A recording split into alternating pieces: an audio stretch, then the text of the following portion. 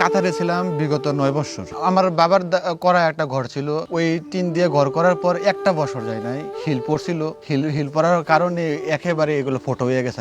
ঘরে অনেক জায়গা দিয়ে সেটা পানি পড়ে। তো এই ছোট ভাই বাড়িতে আসলো, আসার পরে আমাদের একটা ঘর করা দরকার ছিল। তখন আমার এক ক্লাসমেট যে মিস্ত্রি ঘরটা করে, উনি বললো যে কি টিন দিয়ে ঘর করবি? তো আমি বললাম যে আমি তো প্রথম ওই টিন দিয়ে সেটা ঘর করে আমার কাছে লাগে নাই, শান্তি পাই নাই। তারপর উনি বললো এক কাজ করো, আনোয়ার শীট দিয়ে অনেকে খামার করে, বাড়ি করে। তো আমি বলি যে আনোয়ার শীট টিন লাগলে তো উপরে নারকেল গাছ আছে, আম গাছ আছে, এগুলো তো সমস্যা হয়ে যেতে পারে। না, এগুলো সমস্যা হইতো না, এগুলো অনেক ভালো, ঠান্ডা লাগে। তো এটা শুনে না আমার মনোভূত হইলো যে আসলে লাগানো যায়। তার কথা থেকে এক্সপায়ার হয়ে এসে এই ঘর করা আর কি।